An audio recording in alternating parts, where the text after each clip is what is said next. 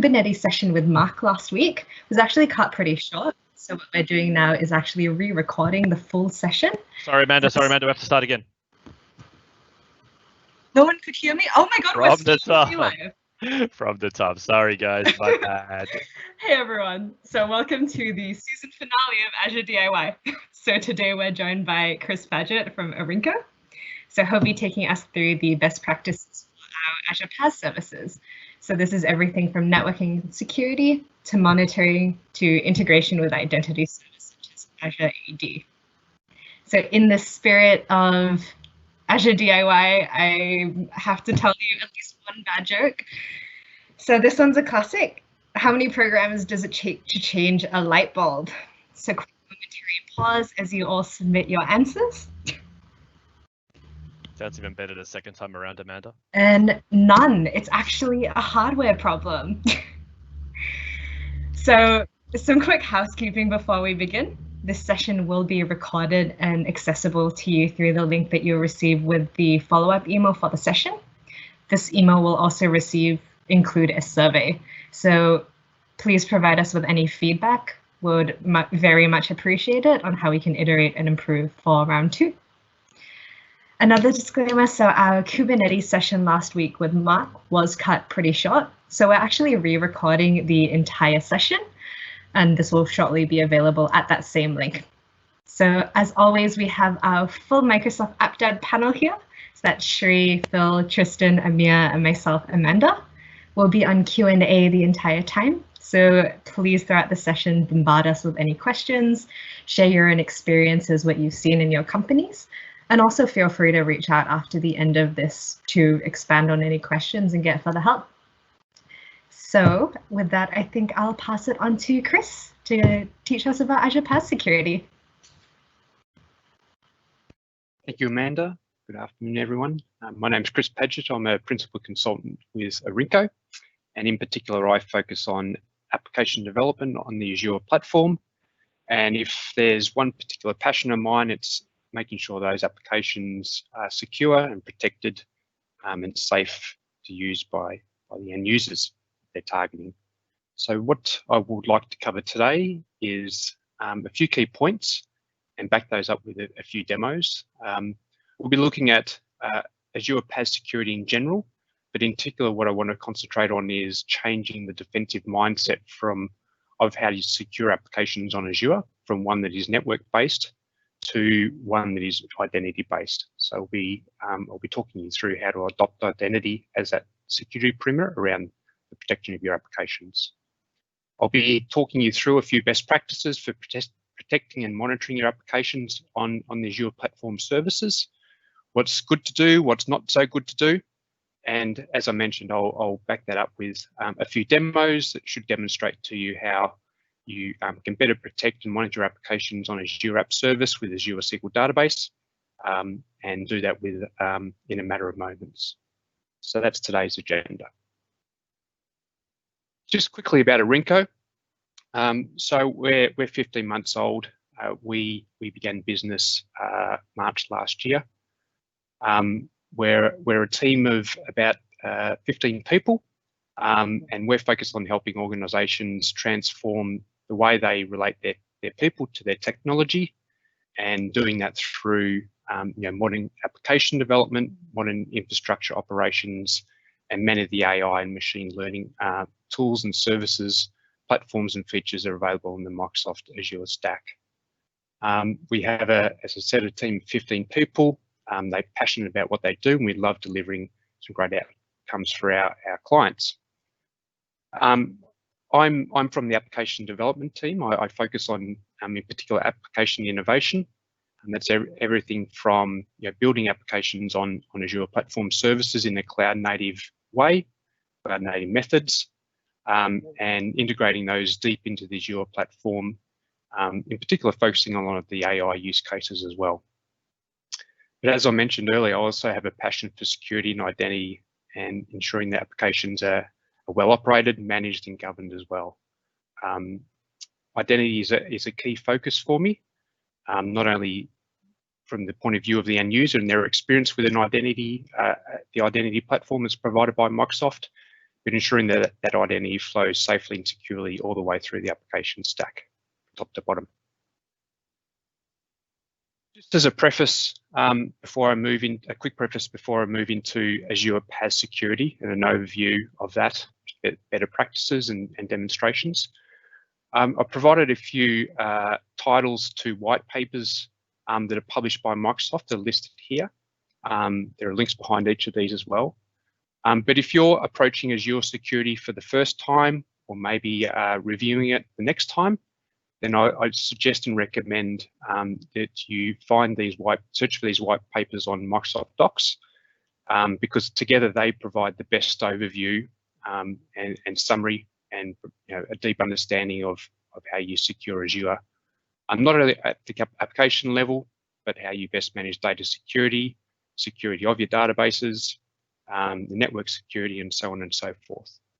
Paas security is just one element of Azure security overall. So I'd certainly encourage you to follow through and find these white papers and familiarise yourself with them. Sorry, can I jump in with a quick question? Sure.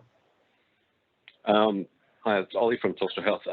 Was there a Teams link or anything that was shared around? Because we've got no feed for this presentation here. No Sure. Teams link.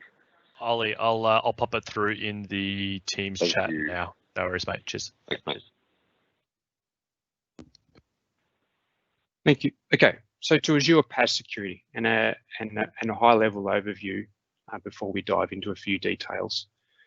So you might be familiar with, I guess, the comparison between the on-premises model for deployment of applications and management of data and security and so on, and how that compares to both Azure IaaS and Azure Paas. This particular diagram is a variation on that, and it's presented from the viewpoint of Azure Paas security versus on-premises security. And the big advantages of adopting a Paas model for applications and securing those applications.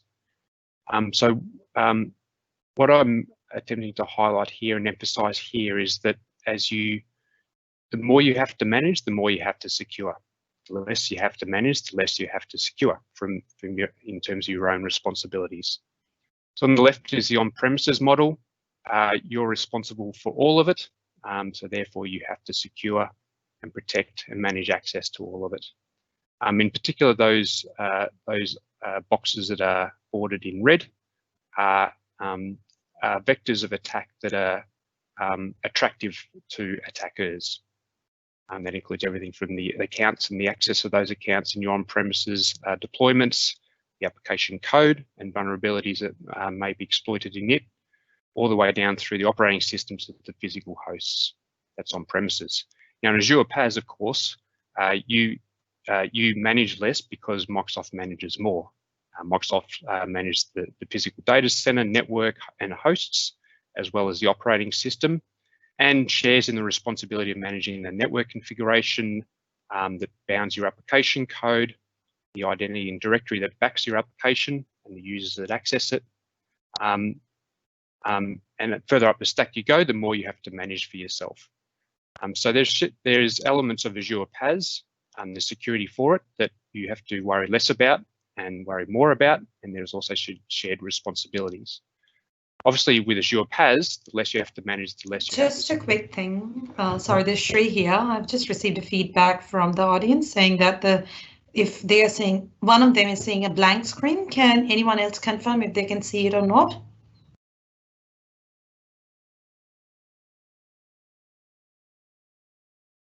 Can others from the audience please send a text saying that they can see the screen or not? Everything is okay or not?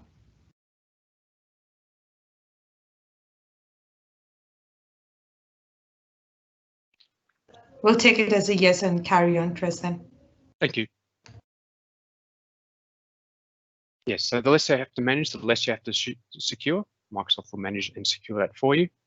But from the application, the network configuration, application then directory upwards, the more you have to manage, and how you manage that from a security point of view depends on some design choices, some implementation decisions, that will determine just how secure those elements further up the stack are. And that's what I'll be walking you through from a best practices point of view next. Also, as I mentioned earlier, in terms of Azure Paas security, I think it's important that we change our focus from being a network-based defense or perimeter to an identity-based one. And that is because your resources, which are the valuable services that you offer to your own users, either internally or externally, have to be protected, right? And historically and traditionally, that's been protected by the network, usually the internal network. That's known as the network perimeter. But with the adoption of cloud and the extension of IT outside of your own organization, there's elements of shadow IT that the business users may be engaging with. There are applications that have been sanctioned by your own IT or provided by third parties. There's also devices that your own users or external users are using either in a managed state or an unmanaged state, accessing those applications. Accessing those applications and the resources in your internal or external network. Now, the reason I've drawn network perimeter around the resources, it kind of highlights or emphasizes, if you will, that all those other elements of your IT operations and the applications that you're building and deploying and managing may exist outside that network perimeter. So it's the identity perimeter that must now be secure and safe and protected. So it's really this, again, just changing your defensive mindset as an application developer and an IT pro, moving from that network-centric approach to security to an identity-based one. Now, to protect the identity perimeter, there's a few key practices to follow. One is, as an app dev, you don't store your keys or your passwords or secrets in code, in your source control, or anywhere else close to code. With Azure Paas, there are other Azure services that help with storage and management, exploration of keys, passwords, and secrets. For example, just don't store them in code. Wherever you do store them, you have to ensure that access to those keys, passwords, and secrets are secure, and they don't necessarily have to be accessed by developers. They may be accessed by operators who manage those keys and passwords and secrets for you and the application code. There's really a key decision here on how you store those store those passwords and so on and so forth, how you manage the security access to those at deployment time, at runtime in essence, and also how those passwords and keys and secrets are managed over time in terms of lifecycle. I'll talk about this a little bit later and what options are available for you on Azure App Service and Azure SQL Database. The key point I want to make here, though, is that in terms of protecting the identity perimeter, ensuring your applications integrate with strong authentication authorization platforms. Microsoft provide the identity platform for this particular purpose is critical. Especially for applications that are deployed to be used by your internal users, you use Azure AD if that is your identity platform of choice. Don't build your own custom user store. Don't build your own authentication libraries. Don't implement your own authorization and authentication protocols. Azure AD is there to be used as the identity service of preference for your enterprise users. As an application developer, ensure you're integrating your application in a standard, modern, secure way using the modern protocols such as OpenID Connect and OAuth 2. And to help with that, you can use quite a number of authentication authorization libraries that are not only offered by Microsoft, but by other third parties as well. Ensure, nonetheless, that you're using a standard a library that's provided for your particular platform, whether it be .NET, Node, or otherwise, and has a commercial backing behind it, ensuring that those libraries are well supported, for example. Where possible, ensure your users are using two-factor authentication when they're logging themselves in, and even better, remove those factors of authentication. Actually, that should say use passwordless authentication. If you can move users from passwords to not passwords, that's the best possible outcome in terms of managing the identity and the access to the applications you're deploying on the Azure platform. So let me talk you through and demonstrate a few of the key elements that I've been mentioning, in particular access to applications that have been deployed to Azure App Service in this particular case, and how you manage authentication and authorization to those. So I'll just stop presenting for a moment, switch to my web browser. Hopefully you can see this. So this is not the world's best application, but it will serve the purpose of this particular demonstration. I have two applications that I'm going to show you how to secure from an authentication authorization point of view using the Azure Paas feature set. I have a front-end application, which is this one here, which I'm just refreshing. Okay, it allows me to manage a list of to-dos. And I have a back-end application, like an administrative console, if you will, that displays the same list. I can add and remove in the front-end app and list in the back-end app. Now, each of these apps has two components. There's an Angular client and there's a .NET Core server. So what is happening when I get a list of to-dos, this Angular client is invoking its own backend, and that front-end backend, if you will, is passing that request through to this backend application. Again, this backend application has an Angular client and a .NET Core server. Okay, so two applications, one for use by end users, one for use by administrators. Now, what I want to do first is secure access or the authentication to this using Azure AD, and I have to do this for both applications. Okay, so what I'm going to do is now change to the Azure portal, so you can see this, and I'm going to begin by securing access to the backend application. That's this Azure App Service here. So I'm going to open this up, so you can see that.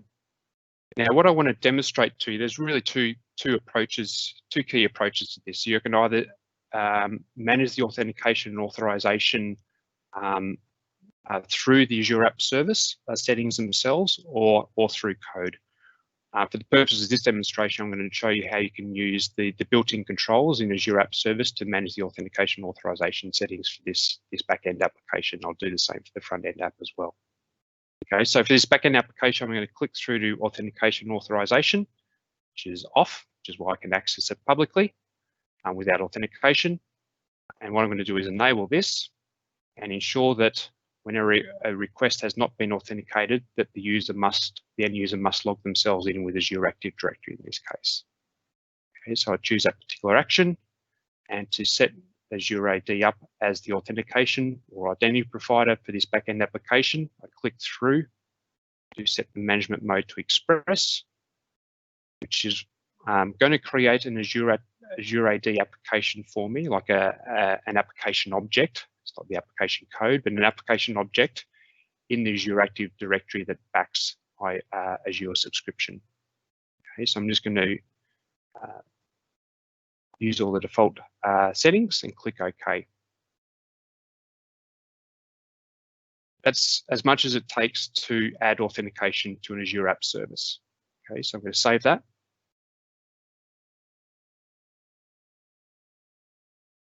And if I switch over here to the Azure AD portal, in which I manage all my users and the memberships of those users in groups and so on and so forth, then that backend application is this one here. An application object has been created in Azure AD, which allows me to manage the authentication experience for this backend application, but also the permissions that this backend application may have to other applications. I'll show you that in a moment. Azure AD has a lot of controls as an application developer, provides a lot of built-in controls around how an application object can be managed, all the way down to allowing administrators or IT pros to manage exactly who has access to the application. If they're a member of a certain group, for example, they have access. If they're not, they don't have access. They may have to 2FA when they during authentication when they're about to access this application, when they can be controlled through the Azure Active Directory portal. So that's been that application object's been created for me by the Azure App Service portal. If I then just refresh this authentication authorization panel. We're all set up, ready to go.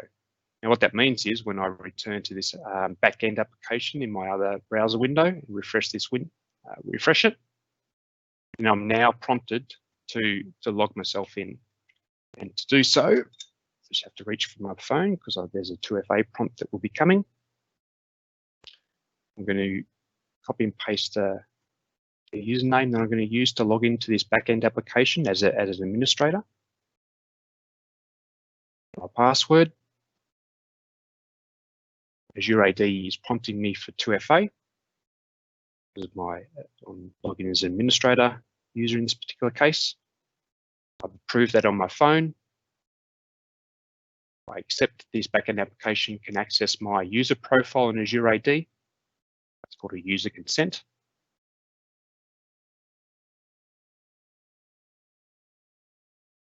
That authentication process is complete. I'm returned to the application as authenticated user and it's displaying the list of items for me. So that's how I can, with a few clicks, I can secure access to an application like this. Now what I'm going to do next is just quickly show the same setup in the front end application so that access to both is protected. So just bear with me while I enable this on the front end application. Ensure all unauthenticated requests are logged in by Azure Active Directory. I'm going to choose the default settings. Okay, that. Save that. And that's done. Just to show you what has been done, if I refresh this list of applications here, sorry, just have to click back into it. We now have an application object in Azure AD for the backend app as well. It hasn't quite come through yet, but the front end app should appear in here. Oops, in here as well.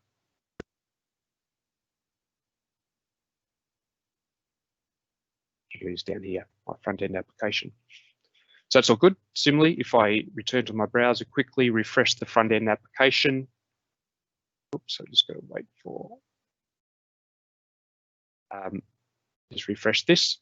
Now this is failing because of what I have to do next. What is happening here is I've logged in, I've authenticated against the front end application. As I mentioned earlier, the Angular client calls its backend server. And that backend server passes a request through to the backend API that's represented by this application. But the authentication context is not flowing through. Access to both the front end app and the backend app have now been protected using Azure AD. And they're protected in particular using tokens that are issued by Azure AD. In this case, as I log into the front end app, the Azure AD token that's issued for it is not flowing through to the backend app. It's not permitted to do so. So I have to make a few changes in Azure AD and my application code to do that. To do that, I go to Azure AD, and what I have to do is grant access by my front-end app to my back-end app, both represented as different applications in Azure AD. So I've navigated to the application object in Azure AD for my front-end app, and I'm going to grant it permission to my back-end app. Users of the login of the front-end app can access resources or data in my back-end application. Okay, so this is granting access from my front end to my back end, and I add that permission. That's the first step. Now there's a hidden step that is documented in the Microsoft Docs, but is often missed. In order to the Azure AD token that's issued for the front-end app must include some information that includes information that must be passed through to the back-end app. But to enable that pass-through, I have to switch to this resource management view of my Azure applications. And I'm just going to refresh this one, just to make sure it's up to date.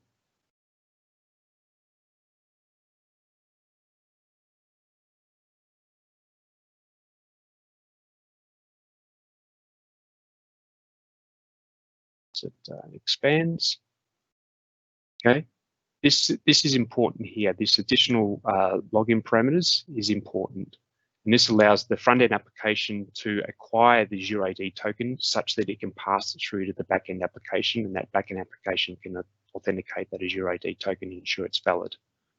What I have to do is change this slightly to include a value from Azure AD. It allows the front-end app to acquire access to the back-end app. To do that, I have to copy what's known as an Azure application ID, Azure AD application or client ID, and configure this in my front-end app. I'm looking at my front-end application here. This is basically, as I update this and save it, ensures that my front-end application can acquire an access token, an Azure AD token, to call the back-end application. That's what that this configuration is doing here. It's kind of hidden in this resource Azure Resource Explorer console, but it's important to allow the tokens to flow from end to end, from the front end app to the back end app. There's one last thing I have to do in my application code as a result of all this. Okay, thankfully you only have to do all of this once. Hopefully you can see Visual Studio. So this is my front end application code here. As I mentioned, when the front end the Angular client in the front-end app calls its back-end service, and that back-end service, this to-dos controller here, then passes the same request through to the back-end API, the back-end app, and it just does that using a HTTP client. Now, to pass the Azure AD token through from end to end, from front to back, I have to add the Azure AD token that's being issued to the front-end app through to the back-end app on the HTTP client calls. And I do that using, in this particular case, a controller action executing override method that allows me to add this authentication header with a bearer scheme and pass the access token through that's been issued from Azure AD to my front-end app, pass that through in that authentication header to my back-end app. Okay, which is represented in this code here. So I'm going to build that and deploy it, and then hopefully when I click F5 on the in my web browser, my front end app should be able to pass all that through to my back end app, and we should be good to go. So I'm going to publish this, my front end app.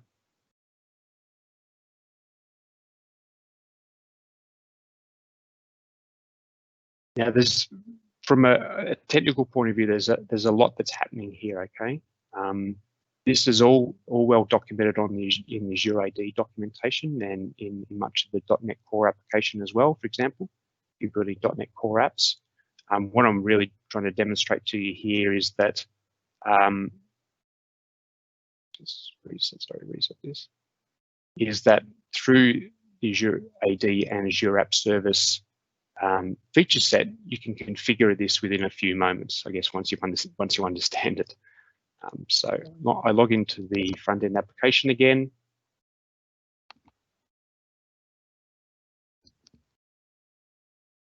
As you can see, thankfully, item 1 is listed.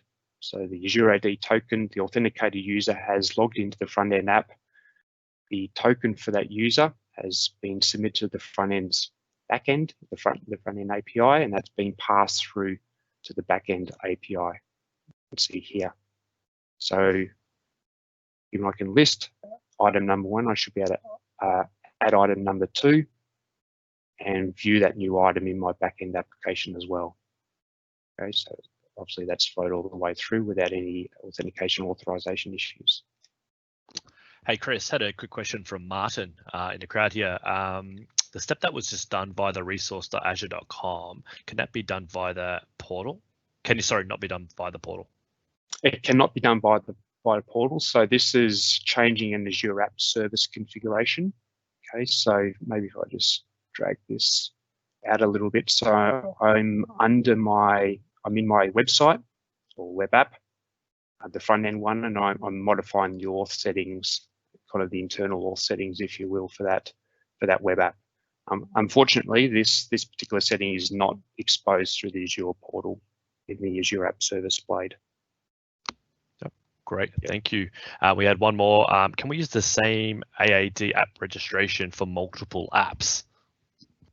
Yes, I would recommend that you don't share the same application registration for multiple front-end apps. Certainly, all those front-end apps can have permission to a single back-end app. There's also a particular scenario where there's maybe multiple backends published through an API gateway, such as Azure API management. You will want to represent all those kind of those published APIs as a single application in Azure AD. So while there may be individual backends, like in a microservices architecture, if they're all published through a single gateway, then you could have a single application registration representing that single API. Cheers. Thanks, Chris. Guys, keep the questions coming. Fantastic. Cool. Let me move on to the next slides. And in my slides, please a shed later, this really just clarifies exactly what I walked you through there. Okay, so best practice for Azure App Service. I'll skip through. I'll talk you through some of these. In terms of what's built in for you and managed by Microsoft, then all your app deployments on Azure App Service are secured from everyone else's. And they're separated from the Azure resources in your own subscription and subscriptions of other Microsoft customers. So Azure App Service, for example, is a multi-tenant service, but your application deployments are separated from others and secured in that particular case. All the communication between your application deployments on Azure App Service and the communication of the passwords and the secrets and passwords and keys I mentioned earlier, all that communication is routed or routed within the Azure environment. It doesn't go over the internet necessarily. Any communication between your applications that are deployed on Azure App Service that may be connected to your own premises can be secured using some VPN technology or Azure Express Route, for example. In so doing, all that communication can be secured as well. Just in terms of your application deployments and the virtual machine instances that they're running on, Microsoft managed the protection of those VM instances for you in terms of mitigating against any DDoS, malware, or man-in-the-middle attacks and threats. And those VM instances, the operating systems that are being hosted on them and the runtimes that are backing your application are kept up to date by Microsoft on a continuous basis. So that's kind of what's provided for you by Microsoft. These are the controls that are available to you to configure for yourself. And I think it's important when you're building a new application to deploy or even deploying an existing application to Azure App Service that you consider each of these. How you're going to manage your application secrets, either using Azure App Service application settings, kind of the built-in configuration system, if you will, or whether you externalize those application secrets to other Azure platform services such as Azure Configuration Manager and Azure Key Vault. My personal preference is I limit, I prefer to manage secrets and passwords and keys in Key Vault, maybe proxied through Azure Configuration Manager, and avoid the use of app settings for management of those keys and passwords and secrets. Certificates are available to you for you to use either free or ones that you can purchase through the Azure portal, ones that you can bring for yourself and manage in Azure Key Vault, whether they're your own certificates that you issue for yourself or issued by third parties. All those options are available to you. So you've got a range of choice there. Always recommend where possible that you enforce TLS, the higher versions of it, on Azure App Service. That's as simple as a click of a button to enable that and enforce that. You can also restrict access to your application deployments on Azure App Service using IP address restrictions, either static restrictions or dynamic ones, which are provided on Azure App Service for Windows. User authentication we've talked about. On demonstrated service-to-service authentication, the ability to flow use the user context or tokens for users through from one application layer to the next, from your front-end app to your back-end app, even if those flows are across tiers of those applications as well. All that's possible for you. That's what I was demonstrating to you.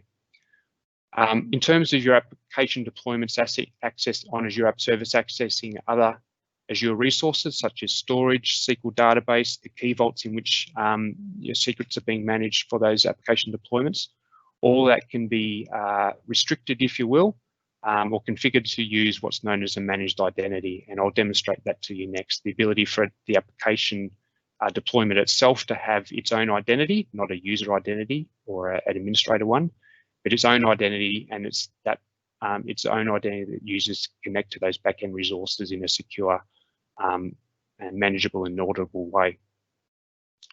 Also, in relation to connecting to resources, not only authenticating to them, but connecting to them, there's quite a number of options over that connection path. One is to go over the Azure shared network, maybe over the internet to other third-party services, of course, but in terms of your application deployment on Azure App Service, that can connect to other resources over the shared networks provided by Azure, a virtual network that you create for yourself for your applications and resources, and also, as I mentioned earlier, using some VPN or express route technology and features, services to allow you to connect to your own resources in your own network. All of these kind of controls are, I think, important to consider. You may choose some and not others, but at least you can consider them when you're building your next deployment for Azure App Service. And in terms of that, in terms of best practices, where possible, always authenticate through Azure AD, especially for your internal applications. There are some options for you in better securing network access to your Azure App Services using a web application firewall. There's a built-in WAF, or web application firewall, for Azure App Service called Module Security. It's a site extension that you can deploy into your Azure App Service or App Service apps. But there are other Azure services such as Application Gateway that you can enable and deploy and manage the traffic into your Azure App Service as well. You can isolate the endpoints, the public and the endpoints for your Azure App Service using a newer technology in Azure called Private Link. And essentially what that will allow you to do is publish a private IP address for your Azure App Service deployments, apps, and manage access to that private IP address via that private link through a web application firewall, for example. So there's quite a few options available for you to control the ingress of traffic into your Azure Application Service today. And that's improving and becoming better with time. I'll talk about monitoring a little bit later and why that's important from a security point of view, but there are quite a few services available in Azure to help you with that, including Application Insights and Security Center. If you don't do any security testing today, especially if applications that manage data that is sensitive, that I encourage you to do so. There are many tools to help with this. Microsoft provide a software as a service, if you will, called Security Risk Detection that allows you to perform security testing against your Azure applications as well. Always protect access to your secrets and your passwords and your keys, as I mentioned earlier. Azure services can help with that.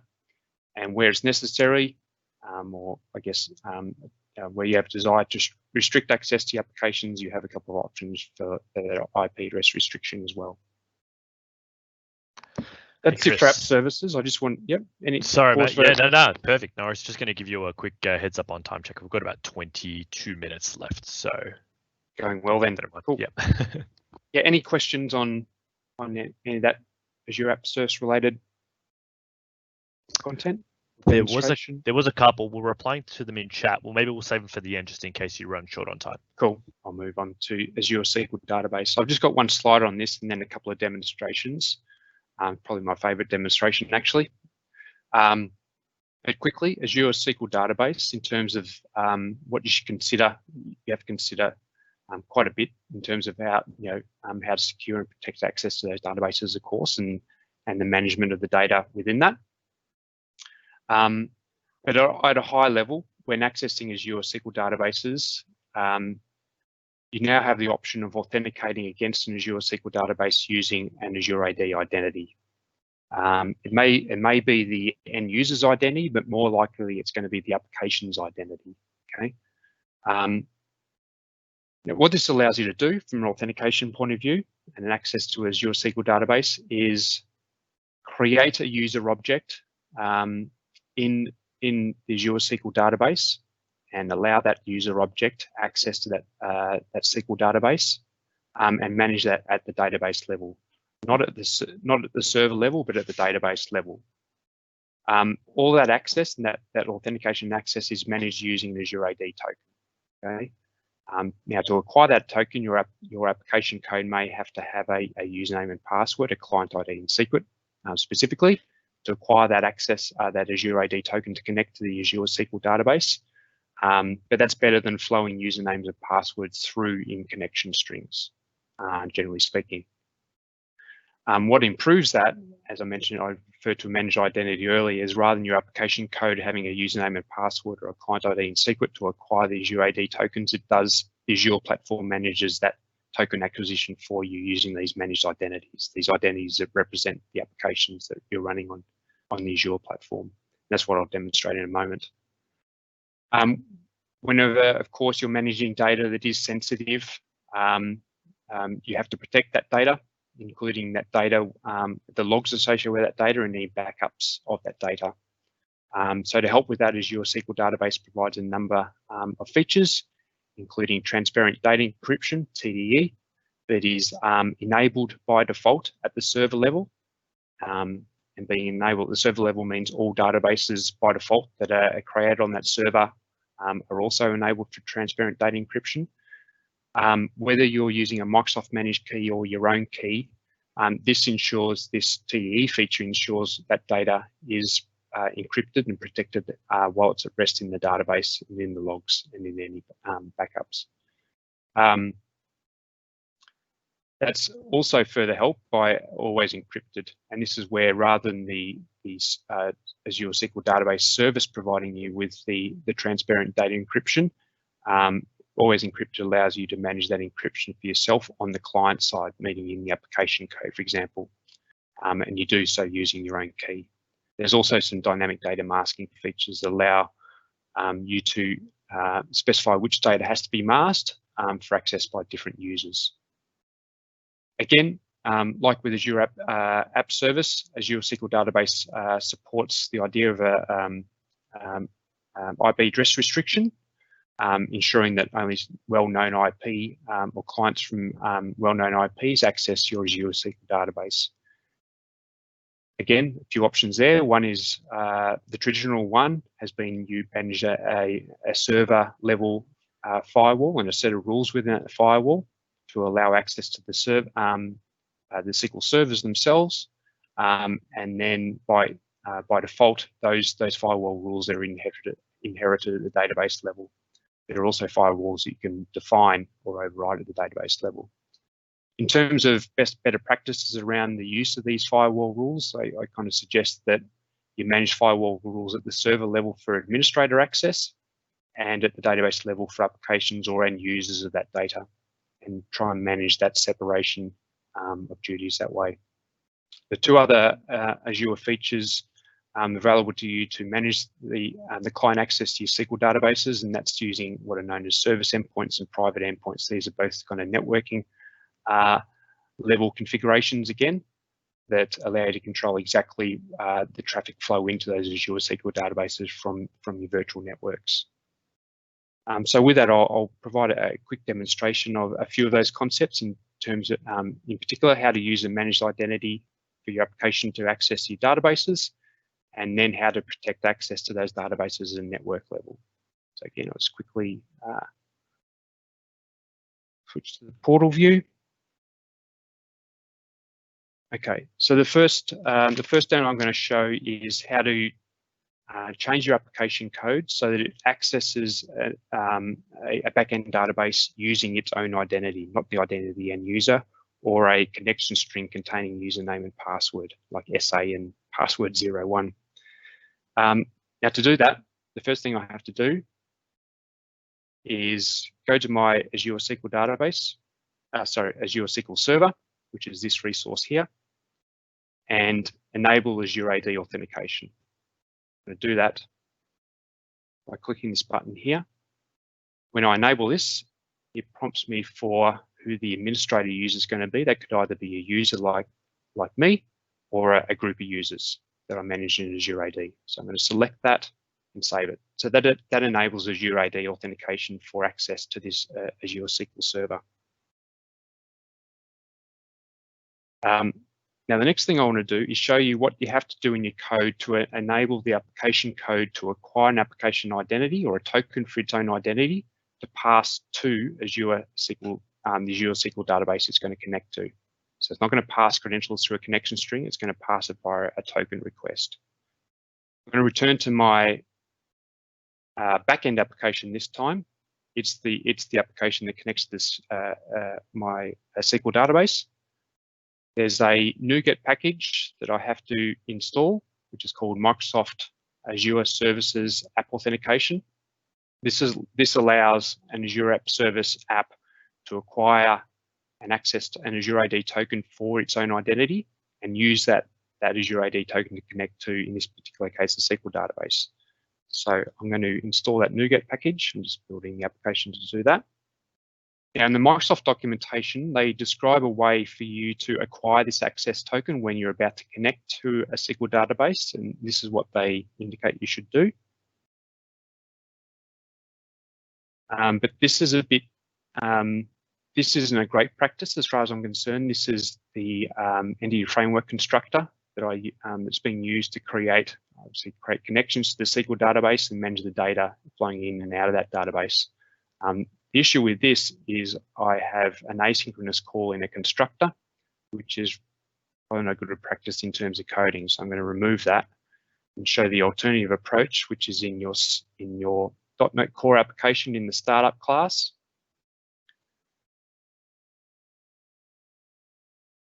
What it's doing currently, and comment in the same code. So what this is doing, just rebuild all that. What this is doing, hope that builds. Just got to restore my. Make sure this is installed. Yeah. It's better. What this is doing is every time the entity framework DB context called to-do context is created, then I create a SQL connection, attach an Azure AD token as an access token to it, and I can do that using async await call, and then use that SQL connection to connect to the SQL database. So it's kind of abstracted all that away from the entity framework context altogether. Okay, so just build that to be sure. Deploy this application to my backend app. I'm deploying the backend application. So that's now enabled for use of a managed identity.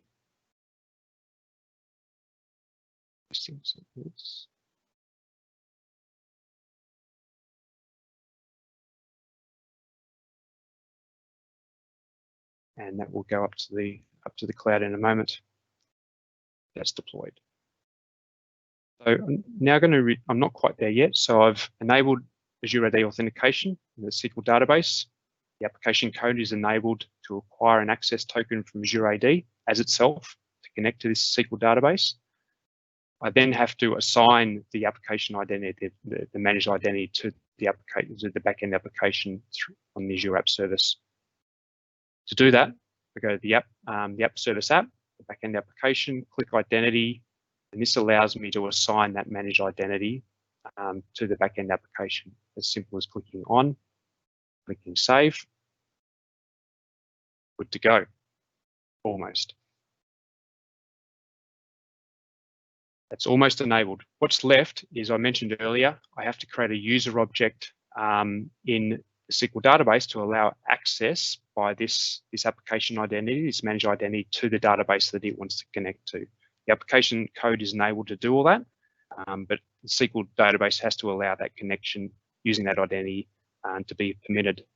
So what I have to do is switch over to another window to do that. Okay, I'm back on my Azure SQL Server.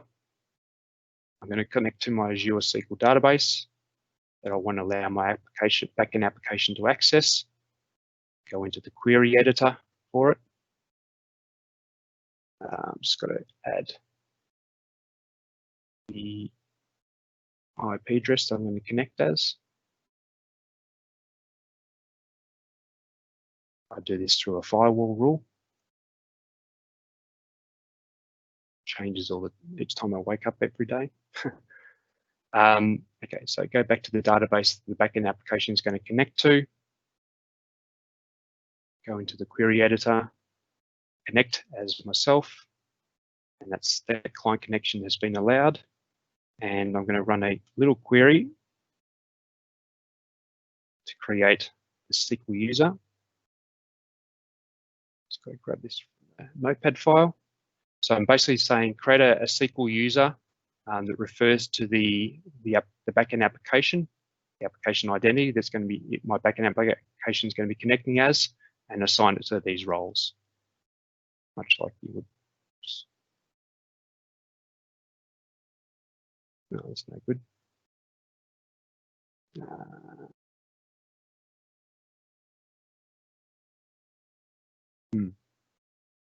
That was meant to work. Just make sure everything. Never mind. I'll move on from there. What I did want to show, nonetheless, was as a result, when I refresh my application, what you won't see is that application identity is being used to acquire an Azure AD token and connect to the backend DB. Okay. Now, one of the other quick things I do want to show you, just before we do run out of time, is when the SQL administrator is reviewing the Azure SQL settings, and maybe a bit concerned as they browse through firewalls and virtual networks, that access to this SQL server is not denying public access. So they're going to switch this off, basically not allow public network access. They're a bit unsure why we have to allow all Azure services access to this SQL server, so they're going to click no, and they're going to save that. Okay. That's a best practice. That is a good practice. That's a great practice. Now, what this does is any access or connections from the Azure App Service to the Azure SQL database now by default will be denied, because by default that access is in quotes over the public network, or at least from other Azure services. If I were to refresh my front end backend applications at this point, those database connections will fail. What I want to show you is just quickly is what you can do with Azure Private Link to allow that access to be controlled and restricted over a private network rather than over the public network. This I have two virtual networks here, one called my Spoke VNet or virtual network and one called my Hub. Here's the SQL database that I want to prevent access to by anything except my backend application. So I want to allow this connection to be permitted here. All other connections from users or tools or administrators, for example, will be denied by default. That's represented by this access flow here. So to do that, you can have a single virtual network. You can have two. I have two in this particular diagram, and in the Hub network, I have a subnet into which I deploy, in effect, a private IP address, a network interface that has a private IP address that is linked, as a private link to my SQL database, or the SQL server rather. Okay, so that SQL server now, with all public access off, can only be accessed through this private IP address 10.1.1.4. Okay, my other virtual network, I have a subnet hosting my front-end application and my back-end application. And I have to peer these two virtual networks so that traffic can flow between the two of them. Okay. What happens at runtime is when the user accesses the front-end application, that then passes an API request through to the back-end application. It's got to connect to this private IP address. It does that via this network peering from its IP address to this private IP address, using IP addresses and managing this what's known as a private DNS zone. So that takes a bit to set up. I'd certainly refer you to this template's available for you to use and download and deploy for yourself. That that creates this for you. In fact, it creates private IP addresses for Azure storage and possibly other Azure resources as well. What that all looks like back in the Azure portal very quickly is you can see, you don't see much in regards to what's enabled for the SQL Server, but you can see here I've got a resource that represents the private DNS zone. So whenever I connect to my database, I don't necessarily have to refer to this DNS zone, but my connection string does not have to change. But what will change is that in my backend application, or what has to change rather, my backend application, I have to, where am I?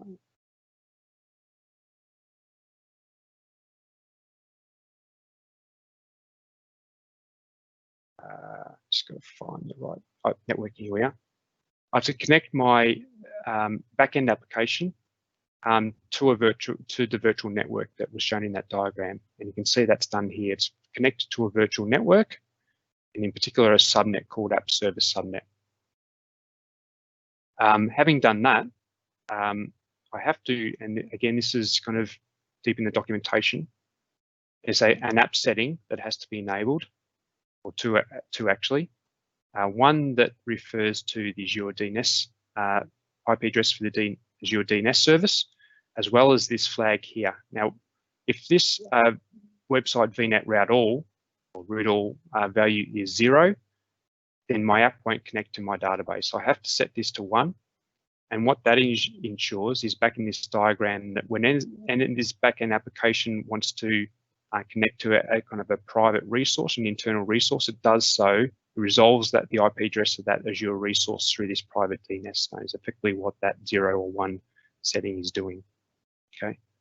Now I can save all that, and if my managed identity was working, I'd be able to demonstrate that having turned all the public network access off and allow all Azure service access off to my SQL Server, that my backend app can continue to connect to the backend database through this private network.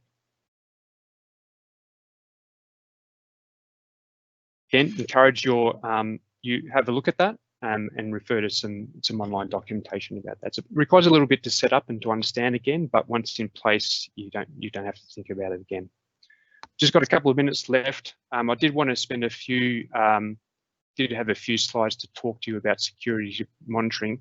I think the one thing I do want to call out here is, as an application developer, it's important, obviously, not only to develop applications as secure and protected and well governed, but you have to think about the operational aspects of it as well. If applications access data that's sensitive, you have to have a security structure around those applications, and that flows all the way through to how those applications are monitored in real time in production. So there's a couple of hints here about what you might want to consider as a developer in terms of what you offer to your operators, the IT team, for example, who manage the Azure infrastructure for you. I think it's really important that you consider, the events that will occur in your application from a security point of view, authentication events, authorization events, when an authenticated user attempts to access a resource or a backend piece of data that they don't have permission to. You have to log all that, and you can do all that quite easily using Application Insights, the Application Insights integration with Azure App Service, the ability to send all activity on Azure SQL servers and databases to Azure Monitor, and have those events and those audits and activity correlated with activity that's occurring in your Azure AD tenant as well. So together with Application Insights, Monitor and Logout Analytics, you can collect all that telemetry from all those sources, begin to build some cross-resource queries to better understand how why those events are occurring and what might be failing and what might be important and critical to assess from a security point of view, and then build out alerts that notify operators when these events are occurring over a period of time, building dashboards and other diagnostic integrations around all that. That's amazing, Chris. Thank you so much. Look, I'm just conscious that we are at, we're at time. Perfect. Yep. Perfect 2 o'clock finish. Well done, mate. Punctual as usual. Thank you so much, Chris. That was fantastic. Very, very insightful. Got an absolute ton out of that. I hope you all enjoyed Chris's presentation. I will be sending out a survey at the end, so thank you again for everyone. This was the last one of Series 1. We are looking at bringing back a Series 2 of the Azure DIY. So if you are interested, please keep your eyes peeled for emails about registrations for that. If you've got any topics that in particular you want us to talk about, please let us know. Big thanks to all the presenters, Chris, and also our Microsoft crew in helping out with the Q&A, Shri, Tristan, Beck, and Amanda. That was fantastic. And we will see you all shortly. Hope you all have an awesome afternoon. Cheers, Chris. Cheers, everyone. Thank you. Thanks, Chris.